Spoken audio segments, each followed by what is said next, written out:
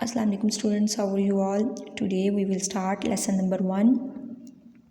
My relationship with my father. मेरे father के साथ रिलेशनशिप कहते हैं ताल्लुक़। इसमें जो लेसन है इसमें ये बताया गया है कि एक बच्चा है उसके फादर के साथ क्या रिलेशनशिप है। अब जो बच्चा है जब वो पैदा हुआ तो उसके फादर घर पे नहीं थे, मतलब वो एक ऑफिसर थे। वो अक्सर वॉर कहते हैं जंगों में, वो अक्सर जंग वगैरह में होते थे या उधर वो अपना मसरूफ़ होते थे। कभी वो उनसे मिला नहीं था। जब वो मिला उनसे तो तब वो कितने साल का था, 3 साल का हो गया था। तो उस वक्त तक ना उसके अपने फ़ादर के साथ कोई मोहब्बत थी, ना उसने कभी उनको देखा था और वो उनके लिए बिल्कुल अजनबी से थे। अब इसमें क्या उसका रिलेशनशिप था उनके साथ, ये मैं आपको डिटेल से जो है साथ साथ पढ़ के साथ साथ आपको मैं बताती जाऊँगी, ठीक है। अभी स्टार्ट करते हैं। My earlier memory is of waking up screaming with fright at finding a strange man in strange clothes leaning over my cot staring at me. The strange man, I was shortly to find out, was my father, and the funny clothes were his sergeant uniform.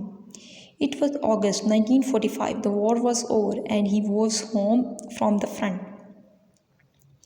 I would therefore have been almost 3 years old at the time. मेरे इससे पहले की याददाश्त के साथ चीख उठती है। एक शख्स, मतलब ये एक अजनबी आदमी जो हैरत ज़्यादा कपड़ों में मेरे जो कॉट कहते हैं हम चारपाई को, मेरे ऊपर ऐसे चारपाई के ऊपर झुका हुआ है, मेरे ऊपर झुका हुआ है एक अजीब सा आदमी, और मुझे जल्दी इसके बारे में पता करना था ये कौन है।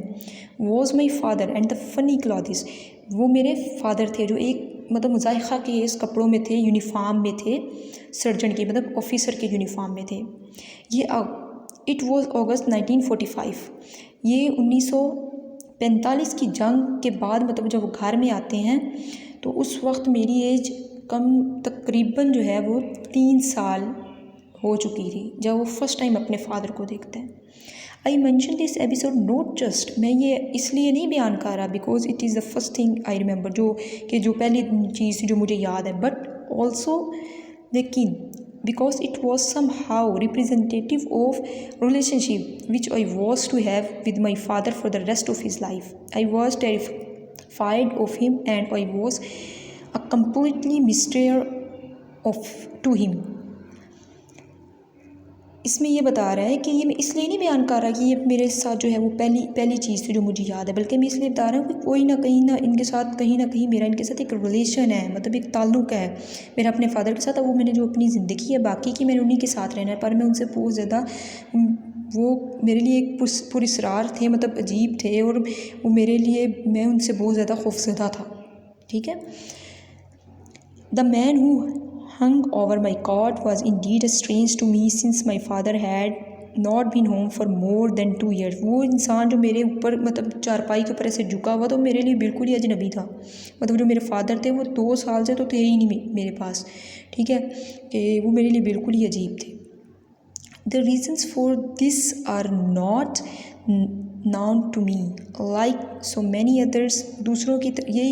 वो दूसरों की तरह जो है जो मेरे फादर थे, my father was reticent about the details of his war experiences and I never asked him to account for his absence. मेरे फादर दूसरों की तरह मतलब वो परहेज़ ही करते थे कि वो अपने एक्सपीरियंसेस को हमें बताएं, और ना ही मैंने उनसे कभी जो है उनके बारे में पूछा था, उनकी गैर मौजूदगी के बारे में, वो क्यों मेरे साथ नहीं थे। Soldiers usually get some form of leave, अक्सर सोल्जर्स को मतलब जो सिपाही होते हैं या वहाँ जो ऑफिसर्स होते हैं उनको छुट्टी मिल जाती है, बट लेकिन परहैप्स शायद it was not always the case in time of conflict, मतलब जब कोई वॉर वगैरह का ख़तरा होता है या कोई लड़ाई या कुछ ऐसा मसला होता है तो तब उन्हें बिल्कुल भी छुट्टी नहीं दी जाती, बेशक जो मर्ज़ी हो जाए। वैसे तो उनको छुट्टी मिल जाती है, पर जब कोई वॉर का होता है, डर होता है उनको, तो फिर तो उनको बिल्कुल छुट्टी नहीं दी जाती। For whatever reason he was completely unknown to me when he return, और यही एक वजह थी जिसकी जो कि मेरे फादर मेरे लिए बिल्कुल जो है वो अननोन थे, मतलब अनजान थे, मतलब स्ट्रेंजर थे मेरे लिए जब वो वापस आए। Sadly he was to remain a stranger to me even when I grew to boyhood and later to manhood. ये अफ़सोस के साथ ये कि वो मेरे लिए स्ट्रेंजर ही रहेंगे, अजनबी ही रहेंगे। बेशक मैं जो है वो अपने जवानी से, अपने छोटे बचपन से लेकर अपनी जवानी में चला जाऊँ, वो मेरे लिए स्ट्रेंजर ही रहेंगे। कम्प्लीटली डिफरेंट इन पर्सनैलिटी, वो बिल्कुल पर्सनैलिटी में डिफरेंट है, मतलब उनकी जो शख्सियत है वो डिफरेंट है। Was just never seemed to get closer to each other or to find out what made the other tick। वो मेरे लिए जो है वो completely वो उनका वो रहेंगे, स्ट्रेंजर रहेंगे, और उनके साथ मेरा कभी भी जो है हम क्लोज़ नहीं हो सकते, और उनकी शख्सियत भी बहुत ज़्यादा डिफरेंट है। His return home was a rude awakening for me. मेरे लिए एक बहुत ही बद इखलाक था कि वो मतलब बद इखलाकी थी, या बहुत ही ज़्यादा अजीब था कि वो मेरे लिए वो मतलब वापस आए। एज ड्यूरिंग हिज एब्सेंस, उनकी गैर मौजूदगी में, I had enjoyed full attention and companionship of my beautiful gentle and artistic mother. इसमें क्या कह रहा है कि उनकी दौराने जो उनकी एब्सेंस थी, मैंने अपना ज़्यादा टाइम अपनी मदर जो है उसके साथ ही स्पेंड किया। उनकी फुल उनको मुझे अटेंशन मिली है, उनका मुझे साथ मिला है, उन्होंने मुझे फुल जो है अटेंशन दी अपनी। मतलब इसमें यही बता रहा है कि राइटर का अपने फादर की निस्बत अपनी मदर के साथ वो ज़्यादा अटैच था।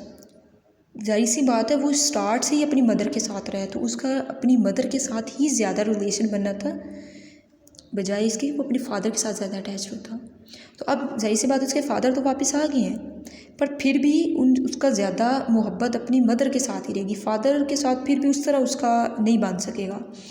तो आज के लिए इतना ही काफ़ी है। इंशाल्लाह नेक्स्ट लेसन में मैं आपको इसको जो है आगे बताऊँगी। इतना काफ़ी है, इसको आप अच्छी तरह से रीड कर लीजिएगा, ठीक है।